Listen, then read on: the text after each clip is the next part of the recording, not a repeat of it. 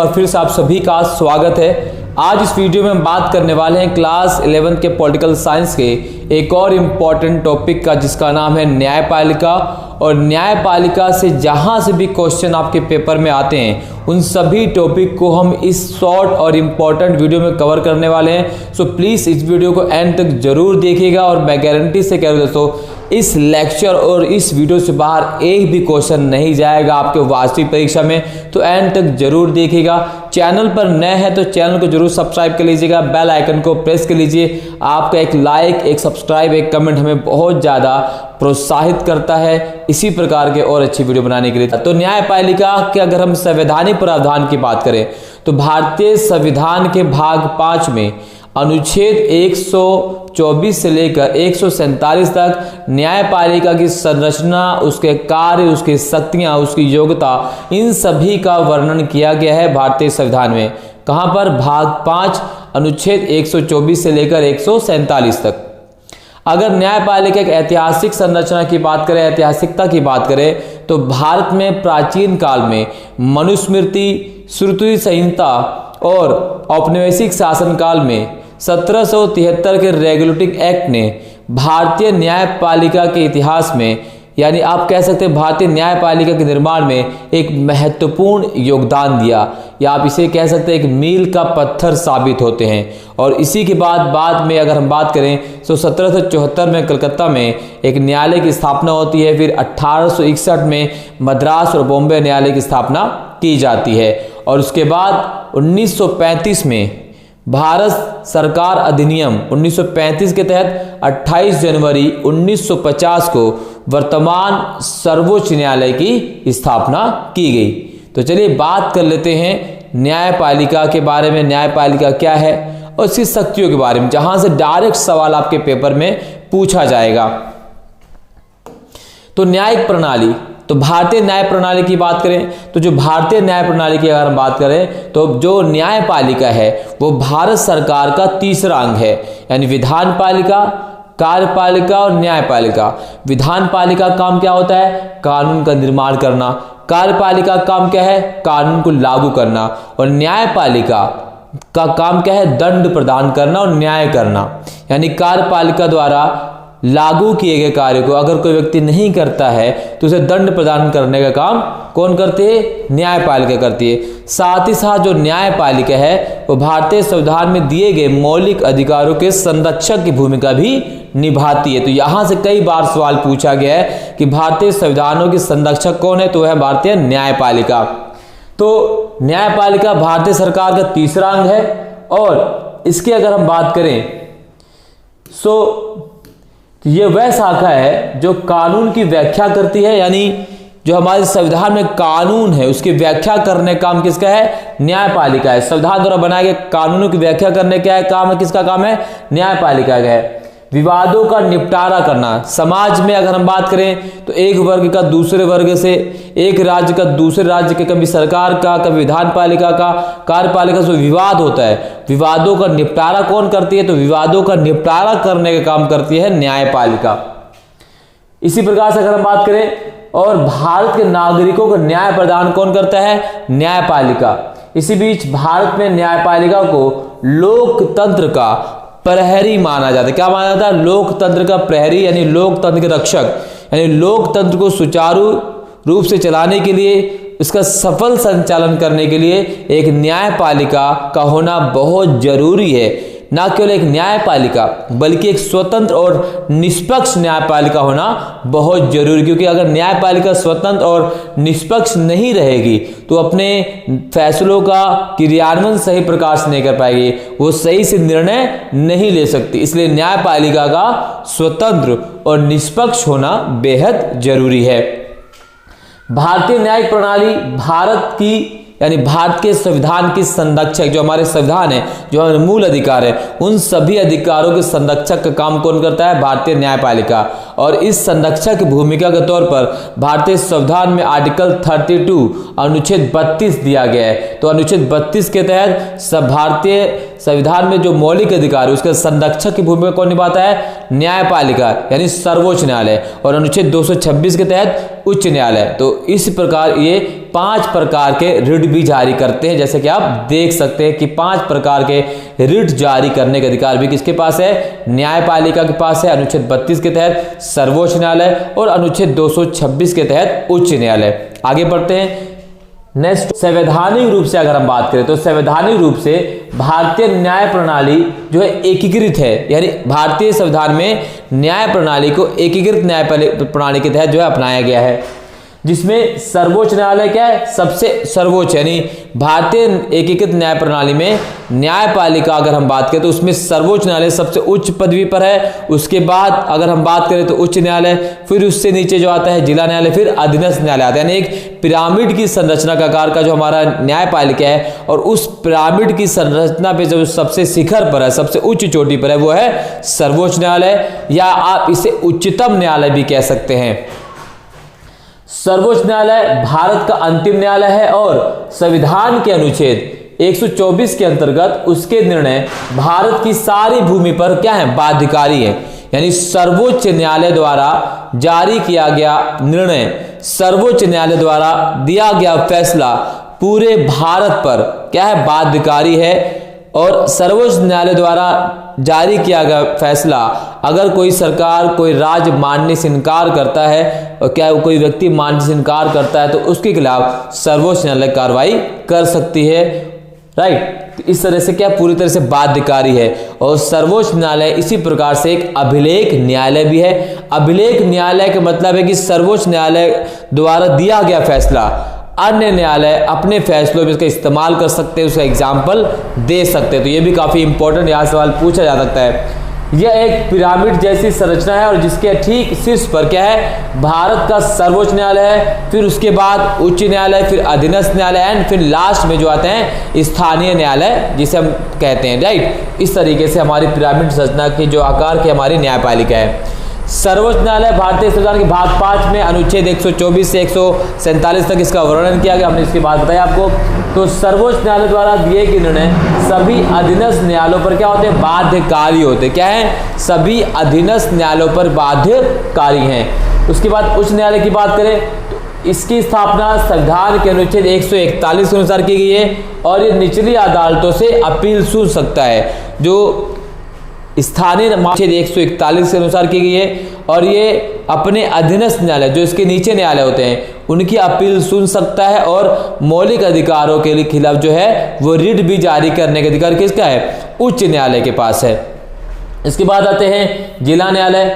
जिला न्यायालय एक बहुत महत्वपूर्ण भूमिका निभाते हैं भारतीय न्यायिक प्रणाली में। और उसके बाद सबसे निचले पायदान पर आते हैं अधीनस्थ न्यायालय, जो दीवानी और फौजदारी मुकदमों को, आपराधिक मामलों को क्या करते हैं? सुनते हैं। तो ये है हमारी न्यायिक प्रणाली की संरचना। सबसे उच्चले पायदान पर सर्वोच्च न्यायालय, फिर उच्च न्यायालय, फिर जिला न्यायालय, और बाद में आते हैं अधीनस्थ न्यायालय। यहाँ से जो है सवाल पूछा जाता है कि भारतीय न्यायालय या भारतीय न्याय प्रणाली की संरचना कैसे? तो पिरामिड आकार की है, यहाँ सवाल पूछा जाता है। अगला टॉपिक जो है भारतीय संविधान में न्यायाधीशों की नियुक्ति कैसे की जाती है। तो भारतीय संविधान में न्यायाधीशों की नियुक्ति की अगर हम बात करें तो सर्वोच्च न्यायालय के मुख्य न्यायाधीश की नियुक्ति कौन करता है? तो भारत के राष्ट्रपति के द्वारा। तो सर्वोच्च न्यायालय के मुख्य न्यायाधीश की नियुक्ति कौन करता है? तो वो क्या होती है? तो वह भारत का नागरिक होना चाहिए, और साथ साथ वह कम से कम 5 वर्ष तक एक या एक से अधिक न्यायालय का न्यायाधीश भी रह चुका हो। तो इस तरह से भी सवाल पूछे जाते हैं कि सर्वोच्च न्याय जो है, सर्वोच्च न्यायालय का न्यायाधीश बनने के लिए क्या योग्यता होनी चाहिए। इसी प्रकार से अगर हम कार्यकाल की बात करें तो सर्वोच्च न्यायालय के न्यायाधीश अपने पद पर 65 वर्ष तक, यानी 65 वर्ष की आयु पूरी होने तक अपने पद पर रह सकते हैं। और क्वेश्चन पूछा जाता है कि भाई उच्च न्यायालय के न्यायाधीश अपने पद पर कितने समय तक रह सकते? तो वो 62 वर्ष। सर्वोच्च न्यायालय के न्यायाधीश 65 वर्ष, और उच्च न्यायालय के न्यायाधीश जो है वो 62 वर्ष तक अपने पद पर बने रह सकते हैं। पदच्युति की अगर बात करें तो राष्ट्रपति द्वारा अयोग्यता और कदाचार के आधार पर, तो सर्वोच्च न्यायालय के मुख्य न्यायाधीश को राष्ट्रपति के द्वारा हटाया जा सकता है। अयोग्यता और साबित कदाचार के आधार पर उनके द्वारा हटाया जा सकता है। अगला टॉपिक हमारा वो है सर्वोच्च न्यायालय का क्षेत्राधिकार क्या है। तो भारतीय संविधान में सर्वोच्च न्यायालय का क्या क्षेत्राधिकार, उसकी शक्तियां क्या है। तो भारतीय संविधान में सर्वोच्च न्यायालय के क्षेत्राधिकार को 3 भागों में बांटा गया है, जिसे कहा जाता है आरंभिक क्षेत्राधिकार, अपीलीय क्षेत्राधिकार और सलाहकारी क्षेत्राधिकार। आरंभिक क्षेत्राधिकार की बात करें तो इसमें वो मामले आते हैं जो सीधा सर्वोच्च न्यायालय में लाए जा सकते हैं, यानी जो सर्वोच्च न्यायालय में सीधे लाए जा सकते हैं वो सारे मामले आरंभिक क्षेत्राधिकार के तहत आते हैं। जैसे राज्य और केंद्र में के बीच विवाद का मामला हो, राष्ट्रपति और उपराष्ट्रपति के चुनाव संबंधित मामले हो, तो ये और संवैधानिक जो है संशोधन संबंधित जो मामले हो वो सीधा कहाँ लाए जा सकते हैं, सर्वोच्च न्यायालय में लाए जा सकते हैं, सीधा बिना किसी उच्च न्यायालय या अधीनस्थ न्यायालय में जाए। दूसरा क्षेत्राधिकार हुआ अपीलीय क्षेत्राधिकार, यानी वो मामले जो अपील के माध्यम से सर्वोच्च न्यायालय में लाए जाते हैं और इसलिए सर्वोच्च न्यायालय को अपील का अंतिम न्यायालय कहा जाता है। अगर कोई फैसला अधीनस्थ न्यायालय, जिला न्यायालय, उच्च न्यायालय से होकर गुजरता है और मान लेते हैं कि आप इन तीनों न्यायालय से आप संतुष्ट नहीं होते इनके फैसले से, तो आप सर्वोच्च न्यायालय में न्याय के लिए अपील कर सकते हैं। इसलिए कहा जाता है कि जो सर्वोच्च न्यायालय है वो अपील का अंतिम न्यायालय माना जाता है और सर्वोच्च न्यायालय द्वारा जो फैसला दिया जाएगा वो फैसला मान्य होगा, वो फैसला बदला नहीं जा सकता और साथ ही साथ वो सभी भारत में, पूरे भारत क्षेत्र पर क्या होगा, बाध्यकारी होगा। जो अपील का अंतिम न्यायालय है इसके तहत 3 प्रकार की अपील की जा सकती है। एक है संवैधानिक मामलों संबंधित अपील, दूसरी है दीवानी मामलों संबंधित अपील और तीसरी होती है फौजदारी मामलों से संबंधित अपीलें। तो दीवानी मामले, फौजदारी मामलों से संबंधित अपीलें जो है सर्वोच्च न्यायालय में जारी यानी सुनी जा सकती हैं। तीसरा जो क्षेत्राधिकार जिसे कहा जाता है सलाहकारी क्षेत्राधिकार, तो राष्ट्रपति ऐसे सार्वजनिक महत्व के विषय पर सर्वोच्च न्यायालय से क्या ले सकता है, सलाह ले सकता है। तो राष्ट्रपति सार्वजनिक विषय पर सर्वोच्च न्यायालय जो है बाध्य है, राइट। इस तरीके से राष्ट्रपति, माफ कीजिएगा, सर्वोच्च न्यायालय की जो है क्षेत्राधिकार है, राइट। तो यहां से सवाल, न्यायपालिका या भारतीय संविधान में न्यायपालिका की स्वतंत्रता को बनाए रखने के भारतीय संविधान में कौन कौन से प्रावधान दिए गए हैं। क्योंकि न्यायपालिका का होना एक अलग बात है, बट एक स्वतंत्र न्यायपालिका, एक निष्पक्ष न्यायपालिका होना बेहद जरूरी है। क्योंकि एक स्वतंत्र न्यायपालिका और एक निष्पक्ष न्यायपालिका ही न्याय में क्या कर सकती है, सही फैसला दे सकती है। क्योंकि न्याय का मतलब होता है समय पर न्याय देना। ऐसा ना हो कि न्याय में देरी हो, तो समय पर न्याय हो, न्याय त्वरित हो, सही जजमेंट लिया जाए, न्यायपालिका पर किसी प्रकार कोई प्रतिबंध ना हो, कोई दबाव ना हो, न्यायपालिका जो है, न्यायपालिका पर विधान पालिका और कार्यपालिका कोई नियंत्रण ना हो। तो हमें ऐसी न्यायपालिका चाहिए जो स्वतंत्र और निष्पक्ष हो, क्योंकि स्वतंत्र और निष्पक्ष न्यायपालिका ही एक सही फैसला दे सकती है और सही न्याय कर सकती है। तो इस चीज़ को लेकर स्वतंत्र और निष्पक्ष न्यायपालिका की स्थापना और इसको लेकर भारतीय संविधान में से बहुत सारे प्रावधान किए गए हैं जो हमें एक स्वतंत्र और निष्पक्ष न्यायपालिका प्रदान करते हैं। तो उसमें जो सबसे पहला प्रावधान है वह न्यायाधीशों की नियुक्ति। तो न्यायाधीशों की नियुक्ति भारत के राष्ट्रपति के द्वारा की जाती है। यहाँ न्यायाधीशों की नियुक्ति कौन करता है, भारत के राष्ट्रपति करते हैं। और राष्ट्रपति न्यायाधीशों की नियुक्ति करते समय किसी भी हित के ऊपर ध्यान नहीं देते हैं, यानी वो ऐसे व्यक्ति को जो मुख्य न्यायाधीश चुनते हैं जो उसके योग्य हो, किसी ऐसे व्यक्ति को नहीं चुनते जो उसके योग्य ना हो या किसी पार्टी द्वारा निर्देशित हो, राइट।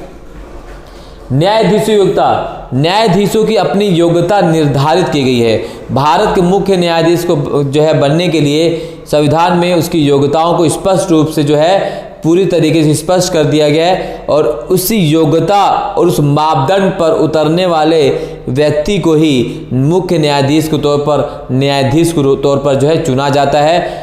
अगर कोई भी न्यायाधीश उस मापदंड पर खरा नहीं उतरता है, उस नियम पर खरा नहीं उतरता है, तो उसे उस पर चुना नहीं जाएगा। इसी बीच लंबा कार्यकाल, तो लंबा कार्यकाल न्यायाधीशों का जो लंबा कार्यकाल न्यायपालिका में एक बहुत महत्वपूर्ण भूमिका निभाता है। न्यायाधीश का अगर कार्यकाल सुरक्षित होगा तभी वो निर्णय लेने में भी सफल रहेगा, क्योंकि अगर उसे अपने कार्यकाल की चिंता रहे कि मुझे हटा दिया जाएगा या मुझे पदच्युत कर दिया जाएगा, तो वो फैसले लेने में देरी भी कर सकता है या वो फैसला किसी पक्ष के जो है किसी विशेष पक्ष के तौर पर भी दे सकता है। तो ऐसे में न्यायाधीश अपने निर्णय को सही रूप से और बिना किसी भेदभाव को ले सके, इसलिए न्यायाधीशों की जो कार्यकाल उसकी अवधि को बढ़ा दिया गया है और न्यायाधीश अपने पद पर 65 वर्ष आयु तक यानी 65 वर्ष की आयु तक रह सकते हैं। इसी बीच अगर बात करें पद की सुरक्षा, तो न्यायाधीशों की पद की सुरक्षा को भी हमारे संविधान में उसका उल्लेख कर दिया गया है कि न्यायाधीशों को उनकी पद से आसानी से हटाया नहीं जा सकता है। न्यायाधीश उनके पद से राष्ट्रपति के द्वारा हटाया जाएगा और वो भी साबित कदाचार और अयोग्य होने पर, संविधान को उल्लंघन करने पर महाभियोग के द्वारा। अच्छा वेतन भारतीय संविधान में न्यायाधीशों के वेतन को भी अच्छा किया गया, क्योंकि एक अच्छा वेतन न्यायाधीशों को जो है क्या करता है, निष्पक्ष और सही न्याय दिलाने में भूमिका निभाता है। क्योंकि अगर न्यायाधीश का वेतन अच्छा होगा तो वो किसी से घूस नहीं लेगा, वो रिश्वत नहीं लेगा। इसलिए भारतीय संविधान में संसद द्वारा जो है न्यायाधीशों के वेतन और भत्ते को जो है समय समय पर निर्धारित किया जाता है और उनके वेतन और भत्ते में किसी भी प्रकार की कोई कटौती नहीं की जा सकती जब तक वो अपने पद पर रहेंगे।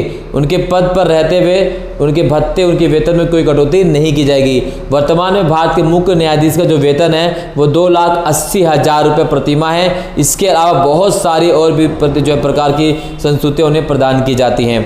सर्वोच्च न्यायालय के न्यायाधीश की अगर हम बात करें, उनकी जो वेतन है वो 2,50,000 है और उच्च न्यायालय के न्यायाधीश से वेतन 2 लाख है। तो इस तरह से जो है वेतन काफ़ी ज़्यादा रखा जाता है। पेंशन, न्यायाधीश जब अपने पद से सेवानिवृत्त होते हैं तो एक अच्छा खासा वेतन उन्हें दिया जाता है। तो ये उनकी पद की सुरक्षा, उनकी निष्पक्षता, उनकी स्वतंत्रता को बनाए रखने के लिए ये सारे प्रावधान भारतीय संविधान में किए गए ताकि न्यायाधीश अपने फैसले में किसी प्रकार की जो है कोताही ना बरते। क्लियर? चलिए, इसी प्रकार से दो और इम्पोर्टेंट टॉपिक से सवाल पूछे जाते हैं। एक है वो आपका न्यायिक सक्रियता। तो न्यायिक सक्रियता की शुरुआत भारतीय संविधान में अगर हम बात करें तो न्यायिक सक्रियता की शुरुआत होती है 1986 में और इसकी शुरुआत करने वाले होते हैं PN भगवती, जो है न्यायिक सक्रियता के जनक के रूप से जाने जाते हैं। अगर पूछा जाता है कि भाई भारत में न्यायिक सक्रियता का जनक किसे कहा जाता है तो वह है जस्टिस PN भगवती। इसी प्रकार से क्वेश्चन पूछा जाता है वह है न्यायिक पुनरावलोकन या न्यायिक पुनरीक्षण। तो न्यायिक पुनरीक्षण का मतलब क्या होता है? इसके तहत सर्वोच्च न्यायालय और उच्च न्यायालय विधानमंडल और कार्यपालिका द्वारा बनाए गए नियमों की जांच कर सकते हैं। ध्यान रखना, क्या कर सकते हैं? जांच कर सकते हैं। यानी न्यायालयों की वह शक्ति जिसके द्वारा वह विधानमंडल के कानूनों और कार्यपालिका के आदेशों की जांच कर सकती है और अगर वो कोई भी कानून संविधान के या संवैधानिक प्रावधानों को उल्लंघन करता है, नागरिकों के मौलिक अधिकारों को उल्लंघन करता है, तो उसे असंवैधानिक घोषित कर सकते हैं। तो एक बहुत महत्वपूर्ण क्या है? न्यायिक पुनरावलोकन न्यायपालिका की एक बहुत महत्वपूर्ण शक्ति है। तो यहाँ से सवाल पूछे जाते हैं। ये सभी टॉपिक, इंपॉर्टेंट टॉपिक जहाँ से सवाल पूछे जाते हैं उन सभी को हमने इस इंपॉर्टेंट शॉर्ट वीडियो में कंप्लीट कर लिया। आई होप आपको वीडियो पसंद आई। अगर पसंद आई है तो लाइक शेयर कमेंट जरूर कीजिएगा। चैनल पर नए हैं तो चैनल को जरूर सब्सक्राइब कर लीजिएगा। बेल आइकन को प्रेस करना बिल्कुल मत भूलिए। बहुत बहुत धन्यवाद। जय हिंद।